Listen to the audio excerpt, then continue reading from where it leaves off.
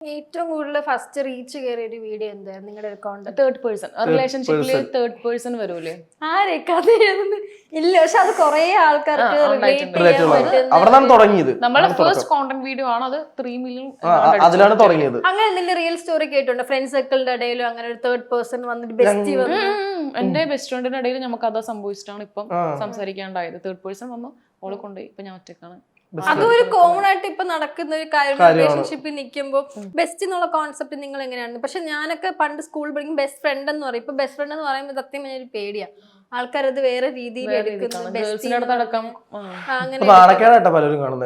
സത്യം. ഇപ്പൊ നമ്മളിപ്പം പറയുവാണ് അവൻ എന്റെ ബെസ്റ്റ് ഫ്രണ്ട് ആണെന്ന് നമ്മൾ പറയുമ്പോ നമ്മൾ മീനിങ് എന്ത്? ബെസ്റ്റ് ഫ്രണ്ട് എന്ന് പറയുമ്പോ നമ്മുടെ എല്ലാ കാര്യങ്ങളും ഷെയർ ചെയ്യാൻ പറ്റും. നമ്മുടെ സങ്കടങ്ങളും ഹാപ്പിനെസ്സും പഴയ പോലെ ഒരു വേർഡൊന്നും യൂസ് ചെയ്യാൻ പറ്റാത്ത അവസ്ഥയായി. ഓരോ വേർഡ്സിനും ഒരു റീസൺ ആണ്. നമ്മൾ റോട്ടിൽ പോയി എന്നിട്ട് ഒരു വേർഡ് പറഞ്ഞു കഴിഞ്ഞാൽ അത് അവരെടുക്കുന്ന രീതി ആയിരിക്കത്തില്ല. ഇപ്പൊ ഗ്രൗണ്ടിൽ പോയിട്ട് കളിക്കാൻ പോകാന്ന് പറഞ്ഞു കഴിഞ്ഞാൽ അവരെടുക്കുന്ന രീതി എന്തായിരിക്കും മനസ്സിലാക്കുക. അങ്ങനത്തെ വീഡിയോ ഞാൻ അതിനെ എതിർത്തുള്ള വീഡിയോ ഇടുന്ന ആ രീതിക്ക്